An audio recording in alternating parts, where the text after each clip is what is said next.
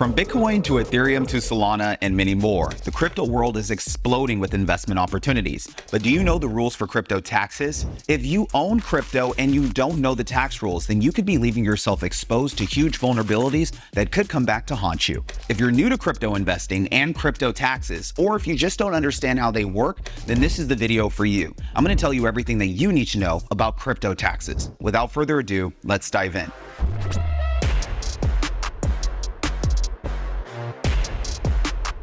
Are cryptocurrencies taxed? One of the most common questions I'm asked about crypto is, are they even subject to any kind of taxes at all? The answer to all of this is yes, as long as you make profits on them. Now, I know there might be some of you out there who think you don't have to pay taxes on crypto profits for one reason or another, but let me tell you right now so I can clear up any confusion. The IRS considers cryptocurrencies to be capital assets. This means that they are subject to capital gains taxes at any time they're sold for a profit. So for example, if you buy Bitcoin at a price of $70,000 and you sell it after for a price of $90,000, then you might have experienced a capital gain of $20,000, and you will owe capital gains taxes on this profit. What if you don't sell it? Right now, some of you might be wondering, Karlton, what if I just never sell my cryptocurrencies at all? What if I just buy them, hoard them, guard them like a dragon with a pile of gold, like in the movie Hobbit? Well, it is crucial to remember that because cryptocurrencies are capital assets, you will only owe taxes on them if and when you sell them at a gain. If you buy them and hold them without selling them, then technically you will not owe taxes on them. This is because buying and holding does not trigger a taxable event. A taxable event is an action or transaction that results in taxes owed to the government. So for all of you hodlers out there who don't plan on selling anytime soon, you can breathe a sigh of relief because you shouldn't owe any taxes on your crypto, at least not yet. And that is because until you sell your cryptos at a profit, any gains you might have experienced are considered unrealized gains. If down the line you decide to sell them and take your profits, then your gains will turn into realized gains and you will owe taxes on them. But how much will you owe in capital gains taxes? You see, the amount of capital gains taxes that you will owe on your crypto profits will depend heavily on how long you hold your assets. This is because it will determine whether you have to pay short-term capital gains or long-term capital gains. If you hold your crypto for less than 1 year, you will owe short-term capital gains taxes. If you hold your crypto for longer than 1 year, you will owe long-term capital gains taxes on them. Here's what I need you guys to know about capital gains taxes. There is a massive difference between short-term and long-term capital gains taxes. So whether you owe short or long-term capital gains taxes on your crypto will heavily impact the amount of taxes that ultimately have to be paid. Short-term capital gains taxes are taxed at ordinary income rates, so you will pay the same tax rates on them that you pay for ordinary income from a W-2 job.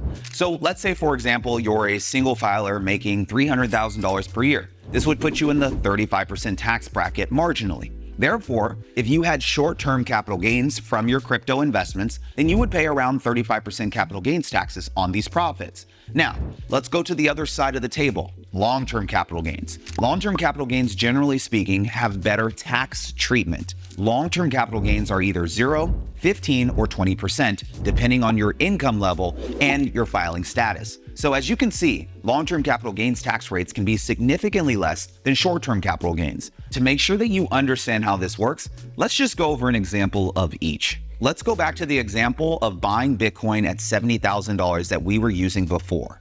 Let's say that you have an annual income of $300,000 and you bought Bitcoin at $70,000. Then you held it for 10 months and then sold it after the price had risen to $90,000. In this case, you would have a capital gain of $20,000 and it would be a short-term capital gain since you sold the asset in less than 1 year. Because your income was $300,000 per year and you were in the 35% tax bracket, this capital gain would be taxed at 35%. 35% of $20,000 is $7,000. So as you can see, short-term capital gains can be quite expensive. Now, let's say that instead of selling it After 10 months, you sold it after 15 months when the price was $90,000. In this case, you would still have a capital gain of $20,000, but you would be taxed at long-term capital gains tax rates instead of short-term capital gains rates. In this case, you would be taxed at 15% for your long-term capital gain if your income was still $300,000. This would translate to just $3,000. So, just by holding onto your Bitcoin for an extra 5 months, you would be able to save about $4,000 in taxes. Because there is such a dramatic difference in short-term versus long-term capital gains taxes, it means that you should strongly take capital gains tax rates into consideration when you are planning your crypto investing or trading strategy. Many of you will be able to save substantial amounts of money just by holding onto your crypto assets for a few more months than you might have planned to. What about when you trade one crypto for another? Many crypto traders and investors trade one cryptocurrency for another without converting the original one into dollars first. For example, a crypto trader might convert 10,000 of Bitcoin into 10,000 of Ethereum using a platform like Uniswap.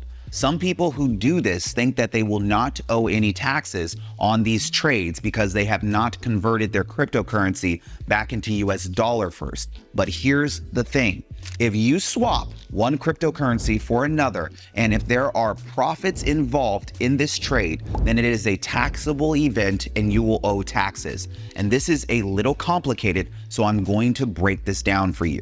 The IRS does not care what you buy with your cryptocurrency once you trade it for something else. You could be trading it for dollars, for another cryptocurrency, or anything else. It doesn't matter. It only cares that you bought your crypto at one price and got rid of it at a higher price than you bought it for, thus triggering a capital gain. So let's say that you bought 10,000 worth of Bitcoin, then the price went up to 11,000 and you swapped that 11,000 of Bitcoin for 11,000 worth of Ether.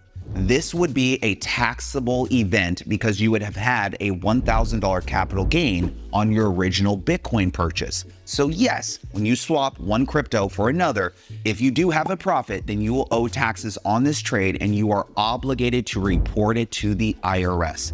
Now, what about staking rewards? If you're unfamiliar with staking rewards, it is when you receive rewards in the form of cryptocurrency payments when you lend your cryptocurrency to a blockchain network to help validate transactions and maintain the integrity of the network. Staking is available for a wide range of cryptocurrencies such as Ethereum, BNB, Cardano, and Polkadot. Staking rewards function in a somewhat similar way to dividends for stocks. You see, staking rewards are definitely taxable, and in fact, in Revenue Ruling 2023-14, the IRS ruled that staking rewards must be included in gross income for the taxable year in which you acquire dominion and control of the awarded cryptocurrency. Also, this is a crucial point. The staking rewards are taxable at their fair market value at the time of receipt. So, to understand how this works, let's say that you staked Ethereum and that you received staking rewards that had a combined fair market value of $5,000 during the year. Now, in this case, the IRS would consider you to have earned $5,000 of income from your staking rewards, and these rewards would be added to your gross income and would be taxed at ordinary income rates. However, this is also important to know, if you do not sell your staking rewards immediately when you receive them and exchange them for the US dollar, then you may owe capital gains taxes on any profits you made by holding them and then selling them at a later date. Let me give you an example. Let's say that you held onto your $5,000 of Ethereum staking rewards for the year, and then the price of Ethereum doubled. In this case, your staking rewards would be worth $10,000. If you sold them at this price, then you would have a capital gain of $5,000. So you would owe ordinary income taxes on the original $5,000 that you received in rewards, and then you would owe capital gains taxes on the additional second $5,000 you made as a capital gain by selling your rewards after the price of Ethereum doubled. So keep this in mind. If you earn rewards by staking crypto, you could owe both ordinary income taxes and capital gains taxes on them. Here's the $1 million question. Can the IRS even track crypto activity? Many people find the crypto tax rules to be overly complicated, and they suspect that the IRS doesn't even have ways to track crypto activity. It is true that when cryptocurrencies were first created, the IRS's methods for tracking crypto activity might not have been very advanced or thorough, but every single year, the IRS gets better and better at tracking crypto activity.